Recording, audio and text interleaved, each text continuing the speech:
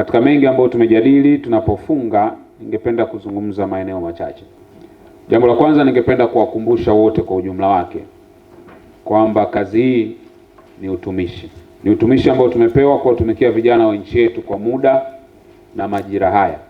Ninatamani tunapoendelea katika utumishi huu tukumbuke mambo mawili makubwa yatakayotuongoza.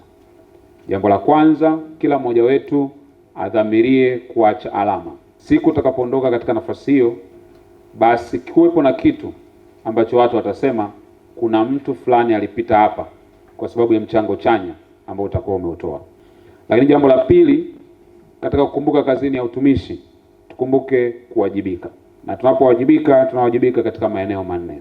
Kwanza, tunawajibika kwa nafsi zetu wenyewe. Ni lazima ujihoji kila wakati. Je, kazi hii ingekuwa ni ya kwangu, ningeifanya kama ninavyoifanya? Inawekwa TV uwanja wa Taifa na ninaonyeshwa maisha yangu katika utumishi. Je, ningeendelea kufanya kama ninavyoifanya? Kama jibu lako ni hapana, maana yake you're not giving your best. Wajibika kwa nafsi yako mwenyewe. Lakini pili, wajibika kwa aliyekupa nafasi ya kutumikia vijana wenzako. Serikali chini ya Daktari Samia Suluhu Hassan inao vijana wengi katika taifa hili ambao wangeweza kuchukua nafasi ambazo sisi leo tumepata. Lakini tumepata upendeleo kuwa katika nafasi tulizonazo. Ni lazima tuthibitishe kwa vitendo kwamba haikuwa bahati wewe na mimi kupewa nafasi ya kuwatumikia vijana katika taifa hili.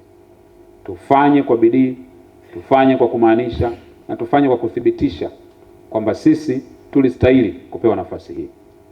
Lakini cha tatu, wajibika kwa nchi yako. Kila mmoja aliyeko hapa, hakuna aliyechagua kuzaliwa Mtanzania, lakini tuna wajibu kwa taifa letu. Ninaamini pamoja na kuulizwa matendo yetu hapa duniani ambayo tutakuwa tumeyatenda, mema au mabaya, tutakapokuwa tumeondoka duniani, eneo lingine tutakaloulizwa ni namna gani tulitumika kwa ajili ya taifa letu. Vizazi vilivyopita imefanya mambo mengi ambayo yametusaidia sisi leo kuwa hapa tulipo, na sisi tuone wajibu wa kufanya mambo ambayo kizazi kinachokuja kitajivunia kwamba walikuwepo vijana waliosimamia sera vizuri, waliosimamia mipango ya kiserikali, lakini waliotumia rasilimali za vijana wenzao vizuri, na wote kwa pamoja waone tulikuwa na faida katika maisha tuliyoishi. Lakini cha mwisho na eneo la nne, wajibika kwa Mungu wako. Sisi ni roho, tuna nafsi na tunaishi katika miili, na ndio maana tunapoondoka duniani huwa tunasema mwili wa marehemu. Ina maana marehemu mwenyewe hayuko pale. Tafsiri yake ni kwamba pamoja na wajibu wetu wa kawaida, tuna wajibu kwa aliyetuumba. Na katika imani zetu tunafundishwa kwamba maisha hayaishi tu tunapokufa duniani. Tutaulizwa. Na mimi nitaulizwa. Ulipokuwa waziri wa maendeleo ya vijana, ulifanya jambo gani la kuwasaidia vijana wenzako? Na wewe utaulizwa katika nafasi yako. Ninatamani tuwe na ujasiri sana wa kujitosheleza, kwamba siku tutakapoulizwa tusiwe na hofu wala tusiwe na uoga wa aina yoyote, tuwe na ujasiri wa kusema tulifanya aliyotupasa kwa nguvu zote, kwa akili zote, kwa ubunifu wote, na tujivunie matokeo ambayo yatakuwa ni chanya. Ningependa niwakumbushe vijana wenzangu maneno aliyowahi kuzungumzwa na Rais wa Marekani John F. Kennedy wakati anaapishwa Januari 1961 tarehe 20. Alizungumza maneno yafuatayo. Akasema, ask not what your country will do for you, ask what can I do for my country. Usiulize nchi yangu itanifanyia nini, jiulize mimi nitaifanyia nini nchi yangu. Maana yake katika nafasi tulizonazo lazima tukumbuke, leadership is not about position, it's about contribution.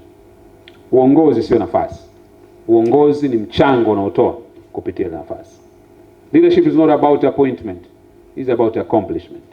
Sio kuteuliwa na kuchaguliwa wewe kama afisa, ni kuhusiana na masuala utakayotekeleza na kuyakamilisha katika jukumu ambalo umepewa.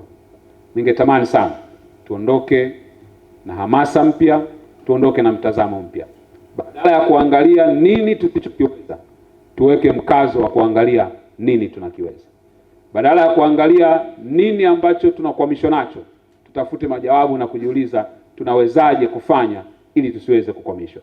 Ni matumaini yangu jeshi hili lililoko hapa litaibua matumaini mapya kwa vijana wa Kitanzania, lakini sana sana litatoa suluhisho na litashirikiana na kila kijana wa nchi hii ajivunie kwamba sera na mipango iliyowekwa na serikali ya awamu ya 6 inayowahusu vijana haitokwamisha. Mimi yangu ni maombi kwenu. Mwenyezi Mungu awatie nguvu, awape uvumilivu, lakini zaidi sana awasaidie kukabiliana na changamoto, ili wote kwa pamoja tutakapokutana mara nyingine tusherekee ushindi na hatua ambazo tutakuwa tumezipiga katika kutimiza majukumu yetu. Wizara imejipanga kuhudumia vijana, imejipanga tofauti na huko mwanzo, imejipanga kuhudumia vijana na kuwatumia maafisa vijana katika ngazi ya halmashauri na ngazi ya mkoa. Kupitia sasa kikao hiki tunaahidi kama maafisa vijana kwamba tutafanya kazi nzuri na Mheshimiwa Waziri na wizara yote kwa ujumla na wakurugenzi wetu kuhakikisha kwamba tunawafikia vijana, tunahudumia vijana na tunapunguza kero au kuondoa kabisa